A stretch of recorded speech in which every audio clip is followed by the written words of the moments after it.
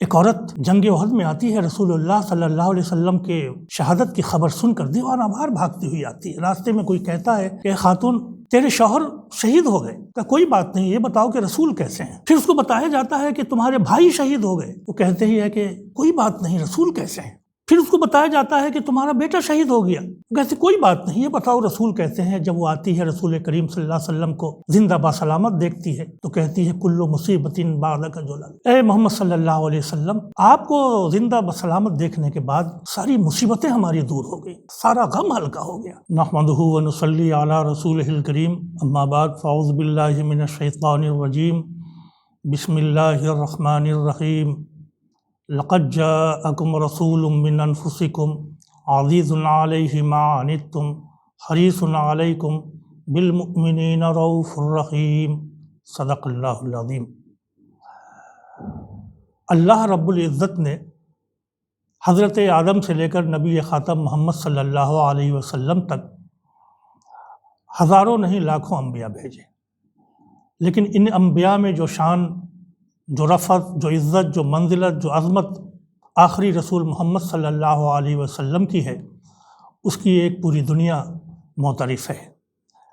رسول اللہ صلی اللہ علیہ وسلم کی دعوت، رسول اللہ صلی اللہ علیہ وسلم کی محنت اور رسول اللہ صلی اللہ علیہ وسلم کی رحمت کا تقاضا یہ ہے کہ اہل ایمان ان کو ٹوٹ کر کے چاہیں۔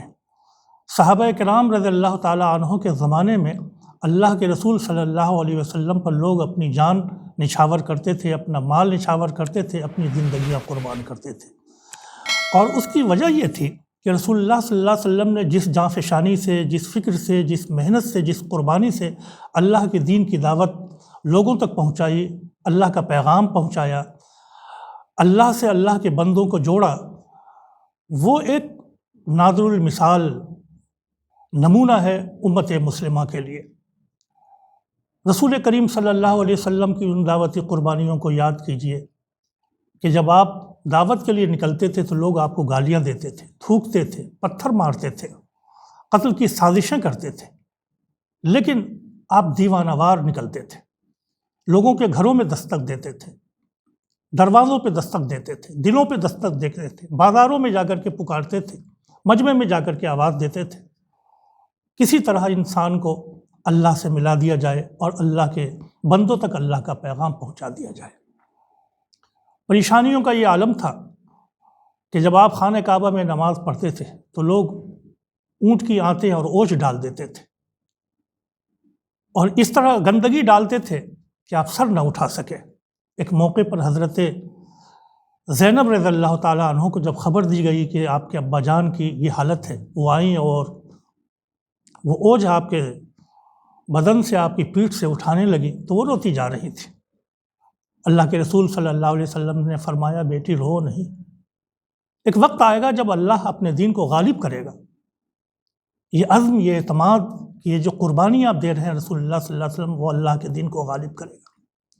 ایک موقع پر خانہ کعبہ میں آپ نماز پڑھ رہے تھے، کفار نے طاق لگا کر کے آپ کو گھیرا اور آپ کے گردن میں چادر حمائل کر دی اور گلا گھونٹنے کی کوشش کی۔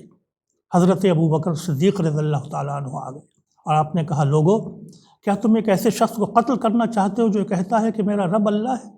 اتقتلون رجلا یقول ربی اللہ، ایک خدا کی پرستش کرنے کی وجہ سے ایک شخص کو تم قتل کرنا چاہتے ہو؟ یہ کیا ظلم و زیادتی۔ حضرت ابو طارق رضی اللہ تعالیٰ عنہ ایک صحابی ہیں، وہ فرماتے ہیں کہ میں نوعمر تھا، بازار ذی المجاز میں نے دیکھا کہ ایک نوجوان یہ کہتا ہوا جا رہا ہے قولوا لا الہ الا اللہ تفلحوا، اے لوگوں کہو کہ اللہ ایک ہے، تم کامیاب ہو جاؤ گے، اللہ کے علاوہ کوئی معبود نہیں، یہ تمہاری نجات کا ذریعہ ہے۔ اور ایک بھیگا شخص پیچھے سے آتا تھا، عمر دراز تھا، وہ پتھر مارتا تھا۔ میں نے پوچھا کہ یہ شخص کون ہے جو یہ کہہ رہا ہے کہ لوگوں ایک خدا کی پرستش کرو، ایک خدا کی عبادت کرو، کامیاب ہو جاؤ گے؟ تو لوگوں نے یہ کہا کہ یہ ابو طالب کا بھتیجا محمد ہے۔ میں نے پوچھا یہ شخص جو پیچھے ان کو پتھر مار رہا ہے یہ کون ہے؟ تو لوگوں نے بتایا اس کا دوسرا چچا ابو لہب ہے، جس کے بارے میں سورہ ابو لہب نازل ہوئی، تبت یدا ابی لہب وتب۔ رسول کریم صلی اللہ علیہ وسلم نے بازار طائف میں جس طریقے سے اللہ کے دین کی دعوت دی، لہو لہان ہوئے، روئے، گر گرائے اور ایک پیڑ کے نیچے آ کے اپنے سہارا لیے۔ ان پریشانیوں کے بعد اللہ کے رسول صلی اللہ علیہ وسلم نے اپنے دین کو پھیلایا۔ جوش جنوں میں درد کی طغیانیوں کے ساتھ اشکوں میں ڈھل گئی تیری صورت کبھی کبھی۔ آج دنیا میں جو مسلمان ہم جیسے جو بھی ہیں، وہ رسول کریم صلی اللہ علیہ وسلم کی ان قربانیوں کے نتیجے میں۔ تقاضا یہ ہے کہ ہم ٹوٹ کے چاہیں اپنے نبی محمد صلی اللہ علیہ وسلم کو۔ ایک صحابی ہیں حضرت ثوبان رضی اللہ تعالیٰ عنہ، مجلس میں آتے ہیں، حضور پوچھتے ہیں ثوبان تم کو کیا ہو گیا ہے، آج تیرا چہرہ متغیر کیوں ہے؟ اور انہوں نے جواب دیا کہ اللہ کے رسول مجھے کوئی درد نہیں ہے، میں کوئی مریض نہیں ہوں، لیکن جب میں آپ کو نہیں دیکھتا ہوں تو پریشان ہو جاتا ہوں، اور پھر پریشان ہو کر کے آپ کی مجلس میں آتا ہوں، آپ کو دیکھتا ہوں تو مجھے قرار آ جاتا ہے۔ پھر یہ خیال آتا ہے کہ قیامت کے دن آپ تو انبیاء کرام کے صف میں ہوں گے، آپ سے ملاقات کیسے ہوگی؟ تو حضور نے فرمایا ضرور تمہاری ملاقات ہوگی۔ قرآن کریم میں اسی واقعے کی طرف اشارہ کرتے ہوئے اللہ تبارک و تعالیٰ نے فرمایا جو اللہ کے رسول کی اطاعت کرتا ہے تو دنیا میں جس طریقے سے اطاعت کرتا ہے آخرت میں بھی اس کا انجام انہی لوگوں کے ساتھ ہوگا، انبیاء کے ساتھ ہوگا، شہداء کے ساتھ ہوگا، صالحین کے ساتھ ہوگا، اور بہترین ان کی رفاقت ہوگی۔ ایک عورت جنگ احد میں آتی ہے، رسول اللہ صلی اللہ علیہ وسلم کے شہادت کی خبر سن کر دیوانہ وار بھاگتی ہوئی آتی ہے۔ راستے میں کوئی کہتا ہے کہ خاتون تیرے شوہر شہید ہو گئے۔ کہ کوئی بات نہیں، یہ بتاؤ کہ رسول کیسے ہیں؟ پھر اس کو بتایا جاتا ہے کہ تمہارے بھائی شہید ہو گئے۔ وہ کہتے ہی ہے کہ کوئی بات نہیں، رسول کیسے ہیں؟ پھر اس کو بتایا جاتا ہے کہ تمہارا بیٹا شہید ہو گیا۔ کہتے کوئی بات نہیں، یہ بتاؤ رسول کیسے ہیں؟ جب وہ آتی ہے رسول کریم صلی اللہ علیہ وسلم کو زندہ بسلامت دیکھتی ہے تو کہتی ہے کل مصیبت بعدک جلل، اے محمد صلی اللہ علیہ وسلم، آپ کو زندہ بسلامت دیکھنے کے بعد ساری مصیبتیں ہماری دور ہو گئی، سارا غم ہلکا ہو گیا۔ نہ بیٹے کے جانے کا غم ہے، نہ بھائی کے جانے کا غم ہے، نہ شوہر کے جانے کا غم ہے، آپ زندہ سلامت ہے تو ہمارے لیے سب کچھ ہے۔ صحابہ کرام کی محبت کا عالم یہ تھا، جب رسول کریم صلی اللہ علیہ وسلم وضو فرماتے تھے تو لوگ وضو کا پانی اٹھا لیتے تھے، اپنے چہروں پہ ملتے تھے۔ آپ پوچھتے تھے ما یحملکم علی ھذا، میرے پیاروں، میرے عزیزوں، کون سی ایسی چیز ہے جو تم کو یہ کام کرنے کے لیے آمادہ کرتی ہے؟ لوگ کہتے آپ کی محبت۔ تو آپ فرماتے کہ جو اللہ کے رسول سے محبت کرتا ہے وہ یہ کام کرے، مہمانوں کو کھانا کھلائے، اکرام کرے مسلمانوں کا، سچی بات کہے، اچھا کام کرے۔ اللہ کے رسول صلی اللہ علیہ وسلم نے وہاں مسلمانوں کی اس اٹوٹ محبت کو اطاعت میں تبدیل کر دیا۔ آج زمانہ پھر وہ آیا ہے کہ رسول اللہ صلی اللہ علیہ وسلم سے ہم ٹوٹ کر کے محبت کریں۔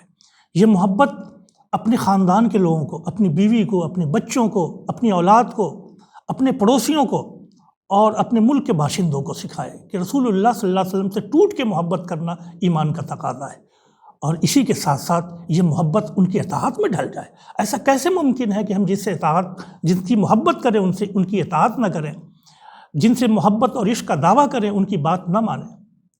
ہمارا عشق، ہماری محبت اسی وقت مکمل ہو جائے جب ہم ان کی اطاعت کریں، ان کی ہر بات پہ ہم آمنا و صدقنا کہیں۔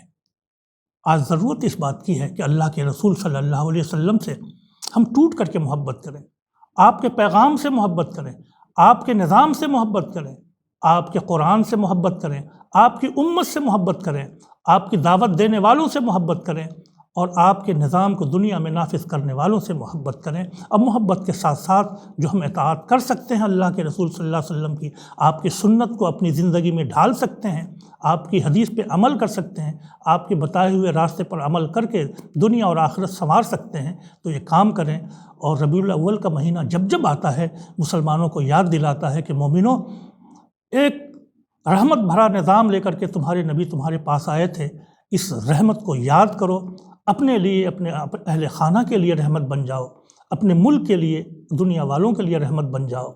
اللہ کے رسول کی محبت سیکھو اور اس محبت کو اطاعت میں ڈھال دو۔ دنیا اور آخرت کی کامیابی تمہاری منتظر ہے۔ اقول قولی ھذا واستغفر اللہ لی ولکم اجمعین وصلی اللہ علی رسولہ النبی الکریم۔